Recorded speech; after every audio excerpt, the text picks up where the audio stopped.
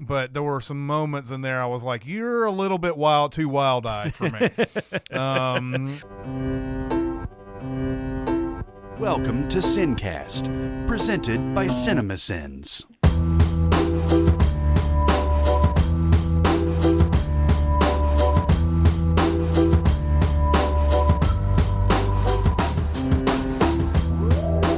All right, everybody, welcome to the SinCast. This is Chris Atkinson from Cinemasins, joined by Jonathan Watkins. Hello, hello. And today we're going to be doing a mini-pod. Mini-pod, I don't know. Julie pod? Yeah, sure, why not? Of Richard Jewell, the latest Clint Eastwood movie about the 1996 Atlanta Olympics bombing in Centennial Park. Which I sadly, and I was like 20, and I really don't know much about it. I mean, I remember it. But yeah, all I remember was that it happened. And this is really close to us, too. I mean, this is just, a few hours away from us. Yeah, I remember it happening, but I don't remember any of the aftermath of it. I don't either. Didn't remember Richard Jewell, didn't remember any of the stuff that happened, but yeah, it's about it stars Paul Walter Hauser, who a lot of you have seen in I, Tonya. I think he played Jeff Galooly in that. Yes. And then he was in Black Klansman. Yeah. And he's been in a lot of other things, but those are the last couple of things that I remember seeing him in. And he plays Richard Jewell, and he's portrayed in this movie as a guy who almost like Seth Rogen in Observe and Report. Yeah, that's a really good comparison. I did not even think about that. But yeah. He really wants to be a cop someday. Mm-hmm. So he's willing to do anything that he can to get to that point, including taking security guard jobs and stuff like that. Yeah. But the first job we see him at is at a lawyer's office doing supplies for someone who's going to be very important in his life later, Watson Bryant, who's played by Sam Rockwell. And they develop this sort of, oddball friendship, worker relationship type of thing. And then he leaves to become a security guard at a university. Mm-hmm. And at the university, he goes way over the line. He's pulling people over on the highway to see if he can find drugs or something like that. Yeah, and he's entering people's dorms and looking for drugs and stuff. And he gets called. It's a pretty funny scene. He gets called into the dean's office or the president's office or whatever, and he's like, "What the hell are you doing?" And he goes, "Well, I remember you saying that you didn't want any Mickey Mouse stuff here." And he's like, "I remember you saying that." It's like, I wrote it down. He just writes, it says here, "Oh yeah, I interrupted you at the banquet, and I said, you said I'm gonna be your new security guard," and you're like, "I don't want any quote Mickey Mousing here or whatever." Yeah. But he is allowed to sort of resign. Instead of getting straight up fired. Yeah, because he says, "Do you want to resign or do you want me just to fire you?" Yeah. I remember that was pretty funny. Yeah. And then this guy actually, well, I guess we'll get into that later in spoilers. Which then leads to his ultimate job, which is the working security somewhat for the Centennial Park during the Olympics. Yeah. The Olympics have a number of, they have Atlanta cops. Yeah. There's FBI there. Yeah. So he's seen as sort of extraneous. Yeah, there's like organizations I didn't even know existed. There's like a GOI or something. No, it's a GBI. GBI, that's right. Georgia Bureau. Oh, that makes sense. Like TBI or whatever. Yeah. Right. Gotcha. But it's ultimately lands him that job, and that's where all the stuff goes down. And he notices a bag that could be suspicious, and it turns out that it has 3 large pipe bombs in it. Yeah. And so I'm trying to get to this point where there's not spoilers, but we know that the bomb goes off, and we know that he is considered a hero. However, the FBI has turned on him as the prime suspect. That's the story. Yeah, exactly, because they don't really have I don't even know. I mean, because I don't know how much I read a little bit about it last night, but I don't know how much they investigated before they went with him. But it seems like, at least in the movie, it was like, well, he's the one that found it, so let's just start looking into him first. And then they find some interesting things in his background, I guess, that kind of leads them to lock on to him. Yeah, it's sort of one of those things where it's a sort of bias where you think this guy might be you think this guy might have done it. Mm-hmm. So everything after that you find somehow paints a picture of this person being a bomber. And furthermore, and you see this in the trailer, although I will admit this, well, they did use this angle, but based on what I had heard going into it, I thought it was going to be a little more outlandish, but the media has a lot to do with this too. Mm-hmm. As far as, they kind of, they're getting their information from the FBI, but there's some I guess some shadiness going on there, like they decide to print and that kind of thing. Yeah, and that's also been already brought up as far as it's like an actual real world story once this movie started hitting, because the Olivia Wilde character in this, Kathy Scruggs is shown. Yeah, Kathy Scruggs is shown to be one willing to sleep with people to get stories. Yeah, that was an interesting scene too, because, and I guess probably going into it, I just expected like a lot more than what we saw, just based on how offended. But I'm not a journalist. I'm definitely not a female journalist, so I don't want to question what upsets other people. To me, it almost kind of seemed just like maybe that had even happened before. And Olivia Wilde's even attested to that's kind of how she read it. Mm-hmm.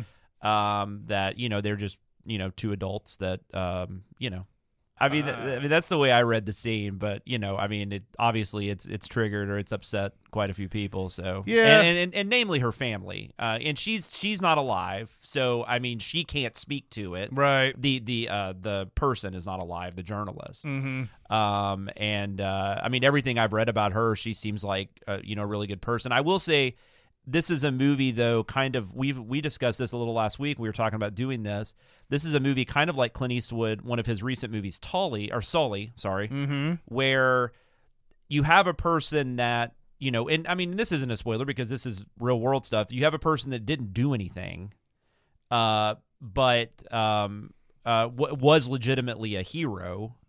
Mm-hmm. And with Sully, it was even crazier because there was, as far as I know, there was really nothing negative. There was no investigation into whether he did the right thing in Sully. So at least here you do have the investigation. Yeah. But I still feel like they probably did elevate some of that just for dramatic purposes because, you're making a movie. For sure. That's the way these things go.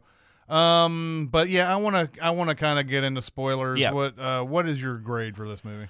I'm gonna go ahead and give it a B+. Okay. Overall, I really liked it. There were moments in it that I was. I will say this isn't quite as egregious as what we talked about with Jumanji, but I will say the first 15 or 20 minutes of this movie, I was kind of half in, half out. Like there were some things going on that I didn't really know if I liked I wasn't really connecting to it very well. Mm-hmm. Paul Walter Hauser, who kind of looks like Richard Jewell. I mean, granted, they make him look more like him, but I don't know who else could have played him. His performance, even early on, I wasn't quite sure if I liked it. Mm-hmm. But he and the movie progresses very well. Once you get kind of past that bit, I started liking it more. There's some really good performances here. Mm-hmm. Sam Rockwell. Olivia Wilde is really good. I think she steals just about every scene she's in. Man, we may differ on Olivia Wilde a little bit. But and like I said, maybe I just kind of maybe I felt for her a little more. All the stories going into it, I don't know, but she's not in it that much. Yeah, let's get something very straight. I love Olivia Wilde, but I didn't like. Maybe it's just the character she's playing. Yeah, but she goes a little over the top for me in some of these scenes, and I don't know if that's because that's how she interpreted Kathy Scruggs to be. Yeah. But there were some moments in there I was like, you're a little bit too wild-eyed for me. Well, and I will say, once we get into spoilers, she was one of the problems I had towards the end. Like, if there was negatives, I have to bring up. Yeah, and I'm definitely going to bring that up. Yeah. I know exactly what you're about to bring up there. But overall, I think I'm around the same area. I feel like I'm going to give this an A-. Cool.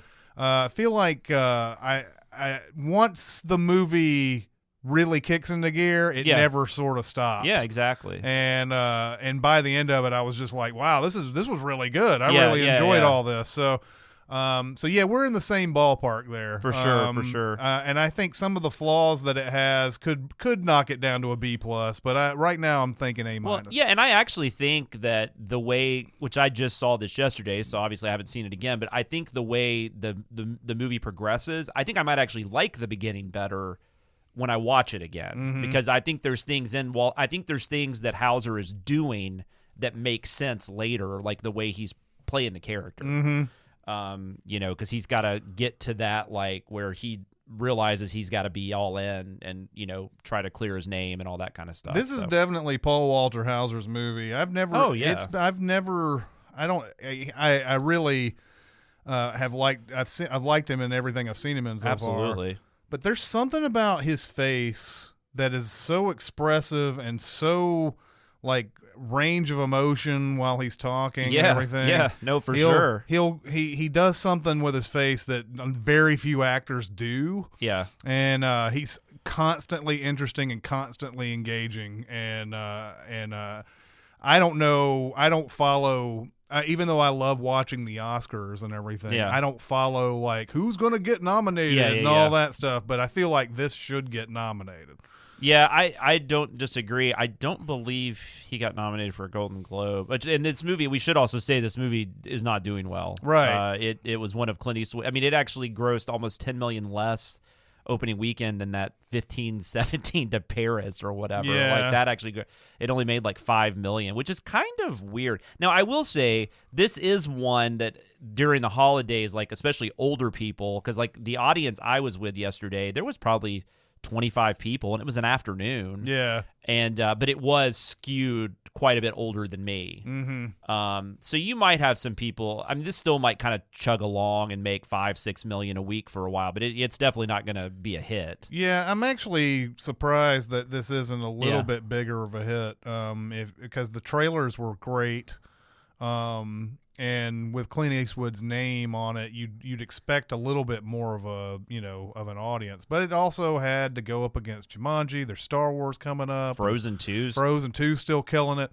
Not that any of those movies are really this movie's audience, but it's still kind of buried in all the hoopla of all those other movies. But they do affect parents. If they've got to take their, if they're going to go to the movies, they might be more likely to take their kids to see something instead of going by themselves to see this. But even the Mule, I mean, it made money last year. Yeah, Mule was a decent hit actually. I think it ended up hitting 100. It was 103.8 million in the U.S. It was 174 worldwide. So I mean, Sully was a hit. So I mean, he typically does really well. This is one of those cases, it feels like, where you have a very plainly named movie with an actor not most people have seen. Yeah. And so even though the trailers tried very hard to show you Olivia Wilde and Sam Rockwell and Kathy Bates and all these people, it didn't. For average Joe movie goer person, they probably were like, I don't know who that is. I don't know what this person is. Yeah, and 1996 bombing. Why should I care? Yeah, well, that's the thing. We're talking about, like, we don't remember much about the aftermath. So I mean, there might be a lot of people like us that are just like, I don't. That doesn't mean anything to me. And I mean, and it was like, I mean, I don't remember if they said who, like, how many people died. Or did any... Well, that was another I would say maybe flaw of this movie is that it didn't really go through casualties very well. Yeah. It killed one person and it injured 111 other people. Yeah, that's right. Alice Hawthorne. Now there is a one point in there where Rockwell says, "Here's the 113th victim," pointing to Jewell's mom. Yeah. And so they do quantify it, but I don't think I remember even hearing one word about someone dying, which one did. Yeah, it was the I assume it was the two women. It was one of them because she was like bleeding out or something. Yeah, Alice Hawthorne was killed, and then I guess somebody else had a fatal heart attack while running to the scene, but then the bomb wounded 111 others. Yeah.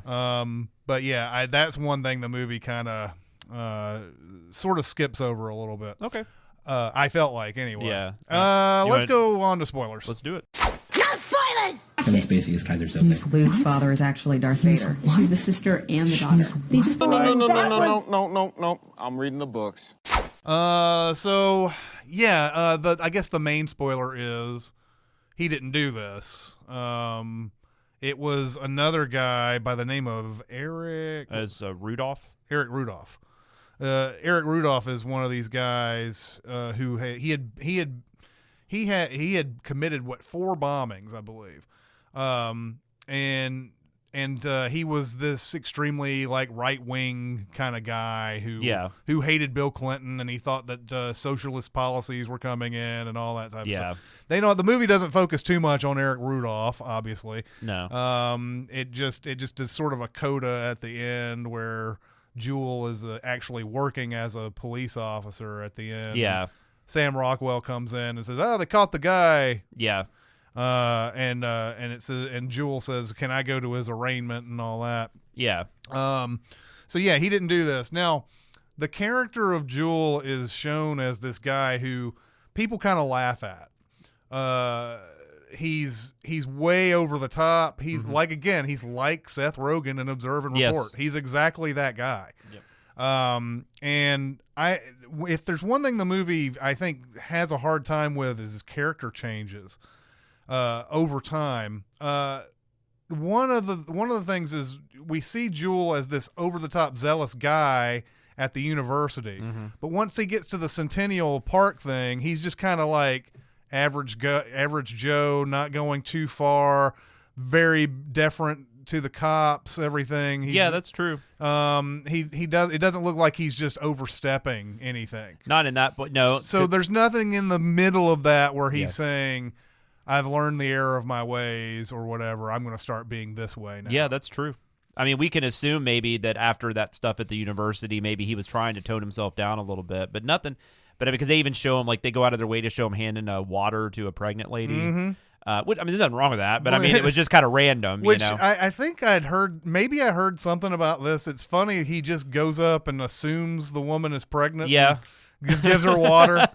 I mean, she's got a bump and she's kind of struggling to walk, but that's not really a great idea. It's one of those things you never do. No. And but by the time he gets to the Centennial Park thing, he's just kind of like, he's just kind of cool, but he's still laughed at. He goes and he hangs out with the cops. The cops ask him of his opinion on things. Yeah, they do. But they're not really. They don't really care what his opinion is. They're doing it to laugh at him. Yeah. And then even there's even a point where he sees someone walking with a bag similar to one we see later. Yeah. Where he's like, "Isn't that bag kind of unusual? I'm gonna go check on this and everything." And they're just like, "Whatever." And of course, it does turn out to be nothing the first time. Got beers or something. Yeah, a guy had beers for all of his friends and everything. But then later on, when he sees the kids out drinking and everything, and he accosts them and everything, that's when he sees that other bag that looks exactly like that one. Yeah. And he starts trying to get people interested in it. To all the cops' credit in this, they don't just say, I mean, they kind of don't think there's anything. Yeah. But they at least investigate it. They at least call people out. Yeah, because I think he keeps saying it's regulation. You know, we got to check it, and then the cops are even like, you know, God damn it, it had to be you on this shift, didn't it? Because they knew they had to do it, right? Even though they didn't want to. But then of course he ends up being right. So, yeah. Which is still crazy to me. Like I don't know exact. I mean, I'm guessing it went down similar to that. I don't know where they're getting those accounts from, but that's just nuts to me because you would think. And I'm trying to even think because I mean this is pre 9/11, so I'm not even positive like somebody just ditching a bag somewhere was even like something that was as as talked about, I guess. Yeah, although it is the Olympics, and I think true. I think the Olympics in general are going to get heightened sort of awareness of things going on and everything. And this was, I guess, a little bit of a side event. This is like where they had some artists doing concerts. Like it was like Kenny Rogers. I can't remember who was performing when the bomb. Yeah, they kept saying something like, is it Jack back? I don't remember. I knew the song. I don't remember the song right now, but I mean, I knew the song at the time. Yeah, I know that the song is very familiar. Because he wouldn't leave because he was sick. Oh, that was the other thing. He was sick, but he just refused to leave. And then at one point, he's like, no, this is my favorite band. And they're like, Jack Back's your favorite band? Or whatever. Whatever it was, yeah. So people don't take him seriously in general, but because he's enough persuasive, he gets the ball rolling on this thing. And the other thing that's interesting about him is he's got this very pronounced Southern drawl, but and this is that old Andy Kaufman thing where he says, I would never like confuse a scientist with a Southern accent or something like that. Yeah, I know what you're talking about. Something to that thing. But this guy knows his shit, man. Yeah. Yeah, I mean, he's clearly read up on everything, and he tells Sam Rockwell at the beginning, I'm like going around, I'm reading up on all the penal codes and everything like that, and Rockwell's like, yeah, what a great life, but. Well, we even see he notices details too, because like when he first meets Rockwell in his little office, he's like, he asked for some tape. He's like, oh, check your drawer. I saw you were out. Yeah. And then he even got him like Snickers, and he knew that he liked Snickers, you know, so you can clearly, they're setting, he obviously pays attention to things. So like it's an interesting character because it's easy to dismiss somebody with the Southern accent. Yes. For some of you out there, I have a Southern accent that's no different from from Paul Walter Hauser, but Paul Walter Hauser has a even more pronounced Southern accent than I do. And he's a larger individual. Yeah. Lives with his mom. Yeah. So it's easy to dismiss everything he says and just laugh at him and all that. But he's able to get them on this, and I love the scene. When they do discover that it's actually pipe bombs in there, because everything from that moment is so tense. It's the old Hitchcock thing. Yeah. Show them a bomb, and then show the audience a bomb. Yeah, everything about that scene is brilliant. Like he drops the flashlight, and so like that, even just something as simple as that, but the light shining on it for some reason adds so much to that scene. And and then they throw in. I mean, at some point they throw in like some slow motion and stuff, but yeah, he's running around. They're trying to get everybody out of the way, and then you don't know when it's going to go off. And I assumed that the bomb crew was going to get there because I didn't know what exactly happened. Yeah, the bomb crew has 20 minutes to get there once the one guy discovers what's in there, and then the rest of the time is everybody trying to push the people closer to the stage and all that, and it's insane that more people didn't die. I mean, absolutely. And then there's what is it they say? He says something about that. When the drunk kids, when they dropped it, it got turned down. Mm-hmm. And it was so supposed to blow out. Yeah, and it blew up instead. Yeah. So that was really interesting. It's always interesting when things like that happen. It's like just the slightest difference, and that could have been 800, 900, 1,000 people dead. Yeah. It's just that was a great scene. That was where I probably really started getting into it. I don't know, just leading up to that, it just kind of felt like we got to get to this, and maybe I just wanted to get to that. So, like I said, if I rewatch it, maybe I'll enjoy that a little more. But that's definitely when I started getting a little more into it, and I thought it took off from there with a few minor hiccups. Yeah, I think this is one of those movies though that once you've seen the rest of it and you go back and watch it again, the Richard Jewell character will be so familiar to you, and you know his thing and everything, that the beginning starts to become better in retrospect. The beginning part that you may not have liked becomes better in retrospect. I don't know, but yeah, so he's definitely a hero. He gets on the news. He's telling his story, and if there's one flaw to his character, it's that he is he respects law enforcement so much that he trusts them implicitly and explicitly. John Hamm plays the FBI agent who was there at Centennial Park,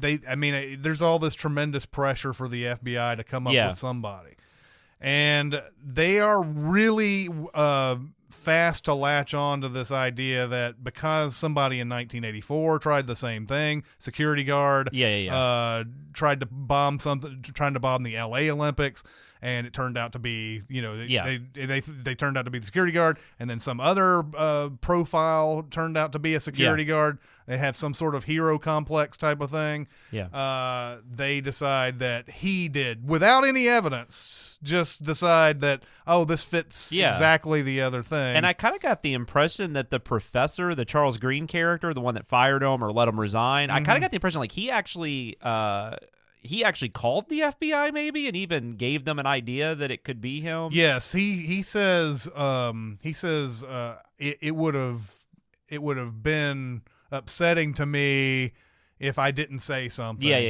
About this guy. And yes, he tells them all about his past where he was just over the line as a security guard. It goes to show that people just generally think of you as that person all the time. You can never change. Kind of reminded me, and that character, I mean, that was at least somewhat based on something that really happened, because Jewell sued him in real life after that.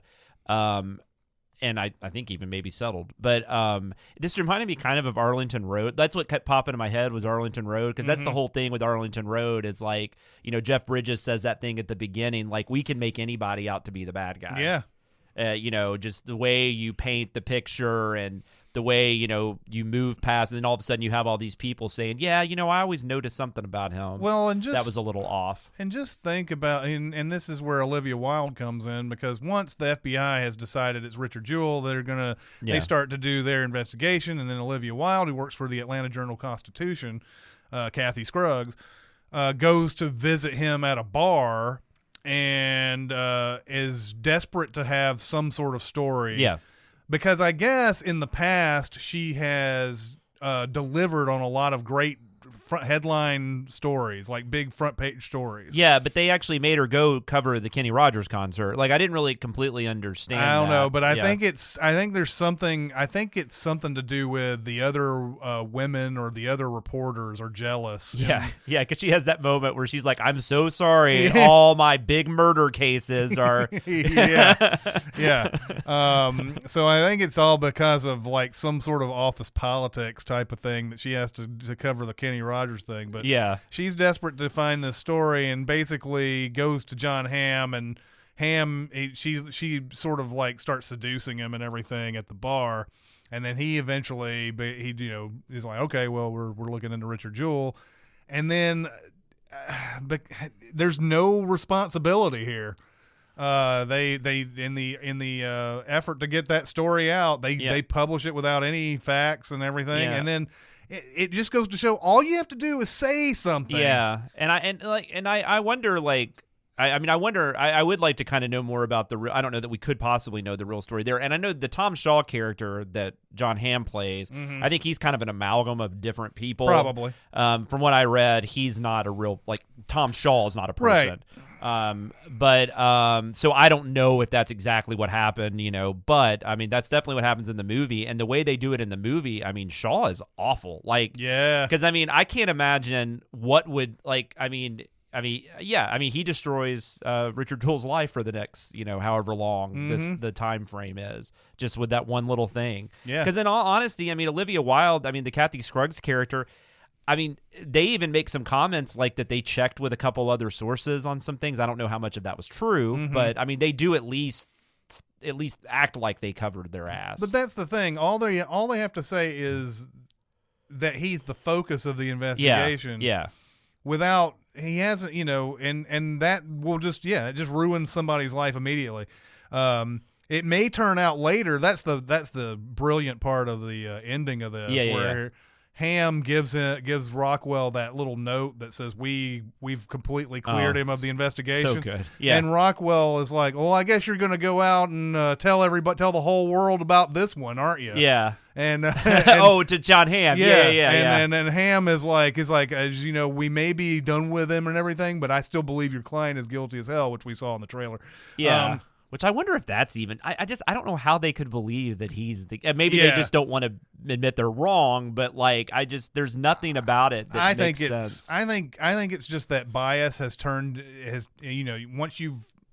once you start adding so many things that you think make the complete picture. There's nothing that's going to change your mind. Well, and they don't know Richard personally, so I mean, obviously, they're gonna like him having all those guns, and that's the thing. They do a search of his house and they take all of his stuff out, and he's got guns, and like they take all his Tupperware and all that kind of stuff. But they're gonna look at things differently. What that college professor tells them, they're gonna see that differently than like Richard Jewell's mom is gonna take it. I mean, that makes sense. Well, and it's fun too when I think it's Kathy Bates, maybe his mom asks, why do they need the Tupperware? Why do they need videos? And so the Tupperware is where they kept the nails. That's standard.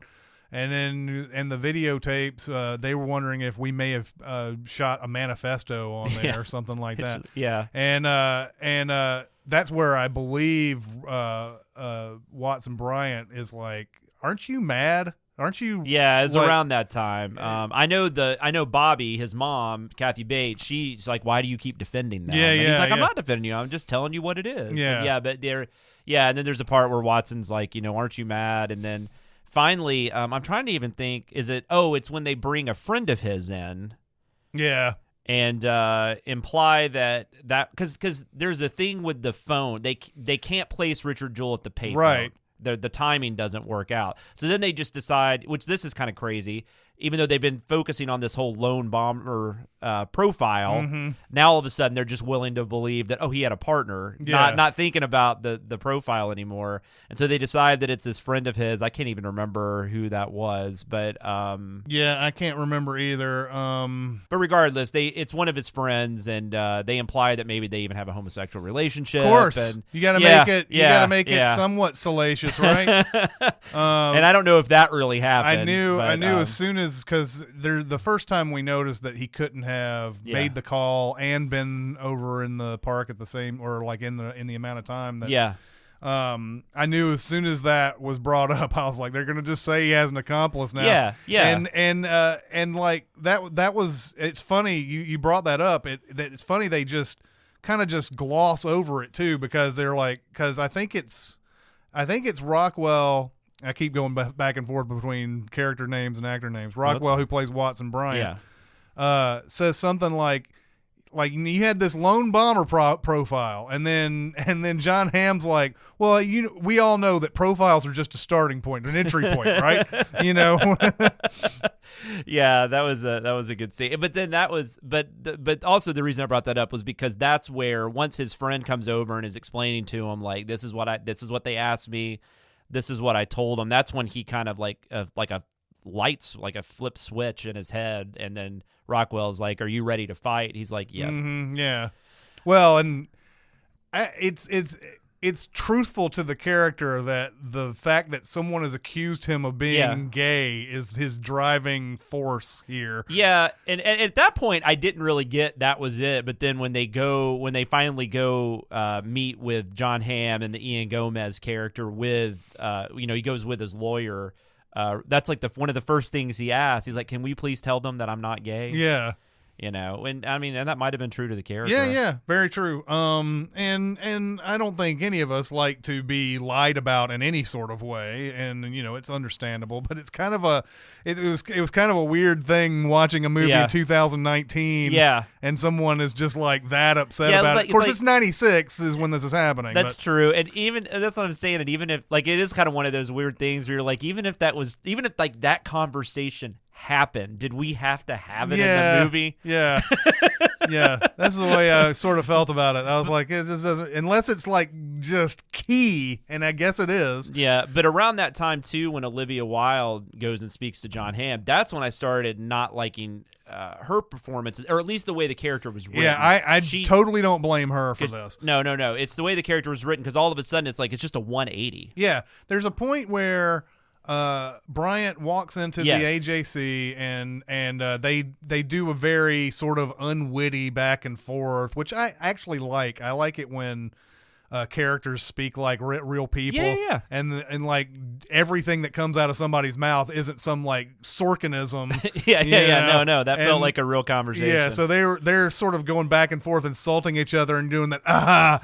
Well, kiss my ass and blah blah blah. And it's after that she starts thinking, well, maybe I was wrong about this. But this is a 180 that nearly gives you whiplash. Oh yeah, I mean she's like crying, like all of a sudden, and like when she goes and figures out the phone thing, and then she goes and confronts Hamm, and then she's upset about that. And there is a point where she's crying too. There's like all kinds. Yeah, there's a point where it's during the his mom's speech to Bill Clinton. Oh, basically. That's what it was. Yeah. Basically saying like, please, exonerate my son, get him off of this, blah blah blah. She's in the back and she's got tears in her eyes. Yeah, that's what it was. I'm like, you were this driven, didn't give a fuck reporter, and now because tables have turned slightly, you've decided I was totally wrong about that, and now I'm a good character. Yeah, and it was just a really weak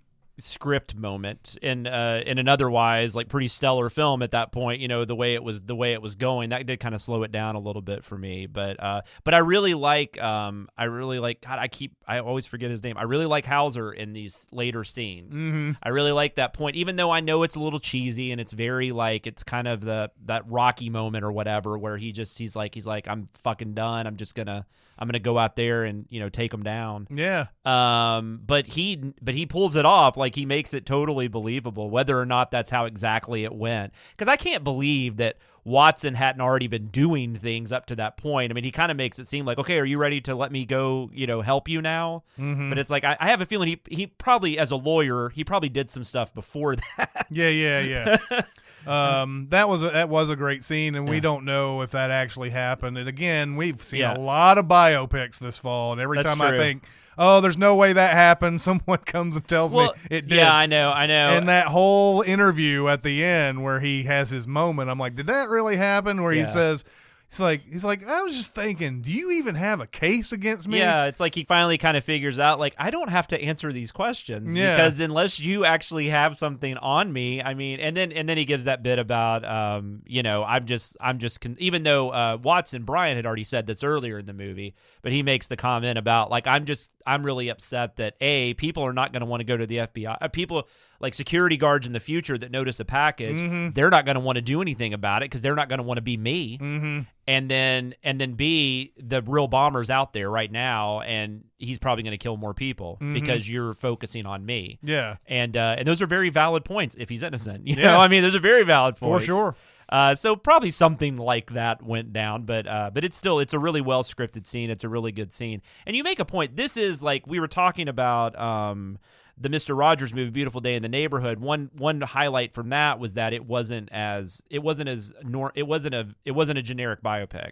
This is definitely more of a generic as far as the structure. Mm-hmm. This is very much a very familiar type. In fact, it's very similar to Sully.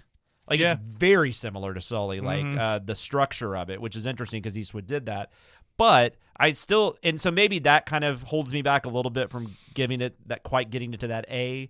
But I will say for that type of film, it's top of the game. I mean, it's at the top. Mm-hmm. You know, if you're going to talk about those kind of biopictures, like this is way better than stuff like Ray or Walk the Line, you know, stuff like that. I mean, this is so much better than that, in my opinion. Well, yeah, so. There's an actual sort of plot that you could see as a regular movie. Yeah, well, maybe those are bad comparisons because those are covering the life. This is covering a moment. But, but we've seen a lot of movies like this, and I think this is one of the better versions of that type of movie.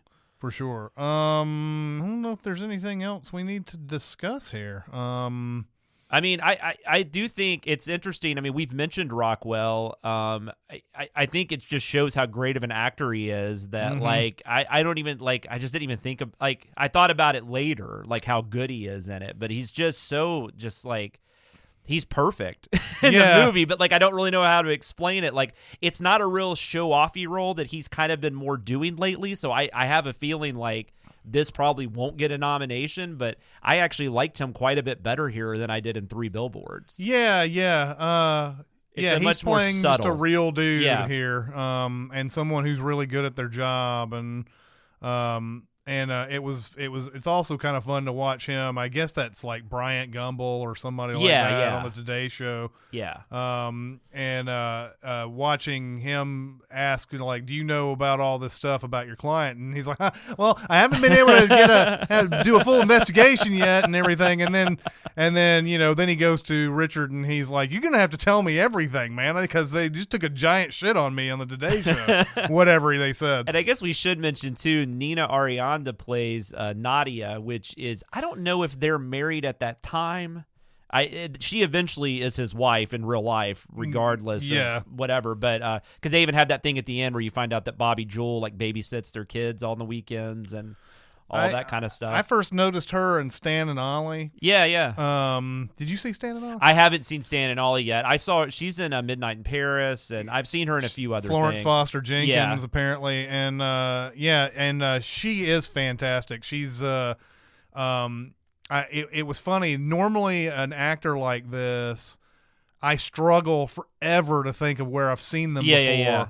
But her, I was like, she was so distinct that I almost instantly came up with Stan and Ollie for her where I had seen her, because she was great in that. Yeah, and they make her look older in this too, because I just looked, she's only 35. Yeah. So they make her look quite a bit older than that, and she's like the dark hair and all that stuff. But no, she's excellent, and like I don't think like on the page, I don't think there's much to that role. No. And she definitely elevates it. Rockwell her and Rockwell have really good chemistry, and so I think that helps too. But but yeah, no, she was definitely a standout for me. Yeah, she says something to the effect of, when the government in my country says somebody's guilty, you know that they're not.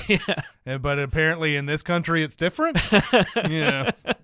And she's just like trying to get it, because I get the impression they don't get a lot of cases because he decided to get his own practice, and they don't really talk about that too much. Yeah. But she makes it pretty clear that he needs to take the case, like because they need to do something to make their firm stand out or whatever. But yeah, no, I love Rockwell in it. I love Rockwell and Hauser played off each other really well too. Kathy Bates is really good. I mean, she doesn't have a whole lot to do here, but in the scenes that she does, she's always nails it. She's Kathy Bates, and there's scenes that could be like insanely cheesy that maybe are still a little cheesy, but like there's the scene where Jewel, like Richard yells at her, and so she goes to the bathroom, and I mean that scene could have been really cheesy, and maybe it's a little bit, but those actors pull it off. I also do like when Bryant comes to the apartment for the first time, and he has to navigate through all these reporters, and the reporters are asking these questions. There's some really interesting loaded questions in there. Yeah, like did you help Richard set the bomb? Yeah, I noticed that. Which it's funny because you ask yourself, why doesn't someone answer a question like that? Because if you say no, it's one of those, it's a loaded question. If you say no, then you're implicitly saying that he did set the bomb. You can definitely read it that way. Yeah. This is the did you stop beating your wife question, right? Yeah, exactly. This is those type of things. And so like he gets in there and starts talking to him a little bit, and then he turns to Kathy Bates and says, okay, we are going to have to talk by ourselves. Yeah. Because this is attorney-client privilege, and if there's a third person in here, there's no more privilege, and then they can ask you anything that we talk about and everything.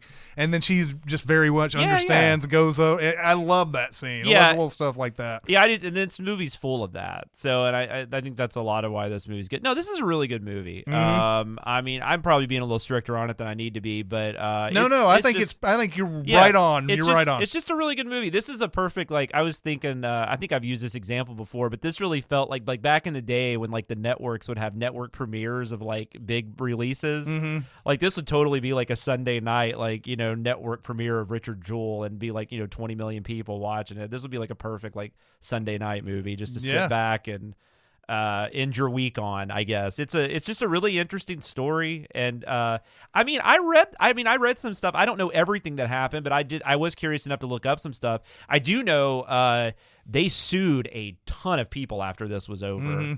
And settled quite a bit too. Like, I mean, a lot of the Atlanta Journal, actually, they were the ones that actually wouldn't settle. I don't know exactly what went down there.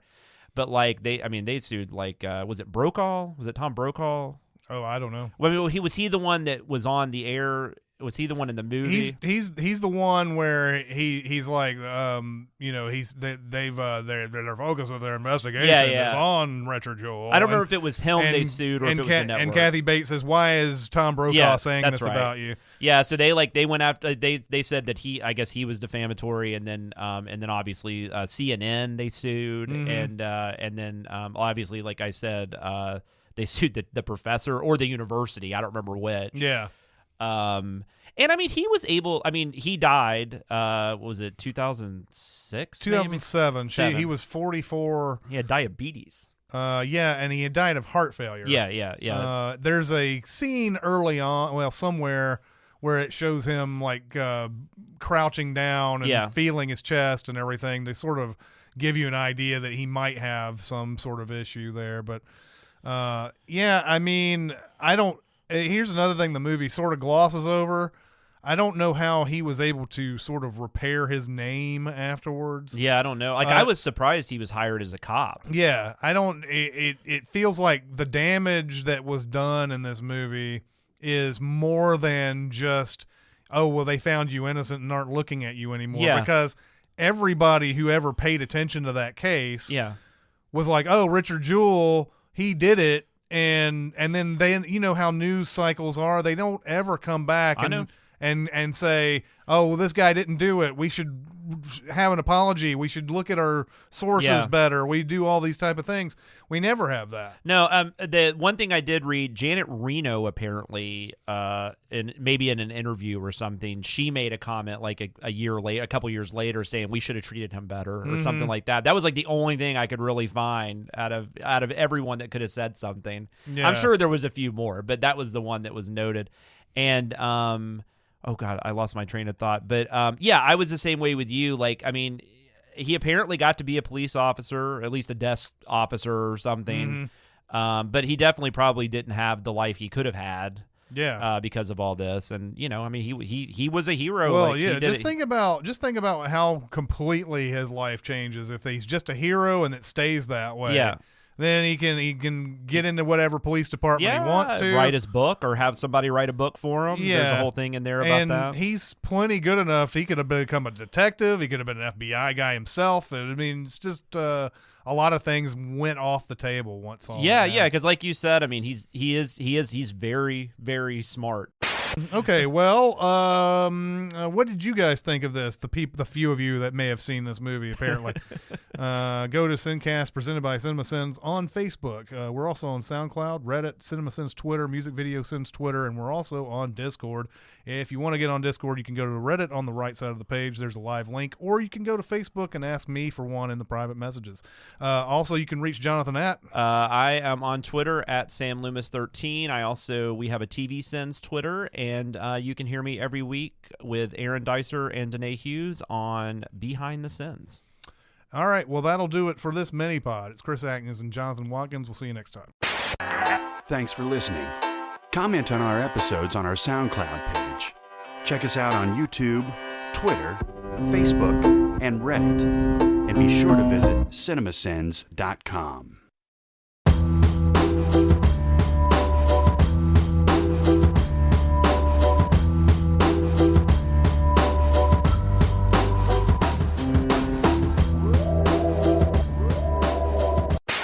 Richard Jewell. Do do do do do do do. Na na na na na. Oh my goodness.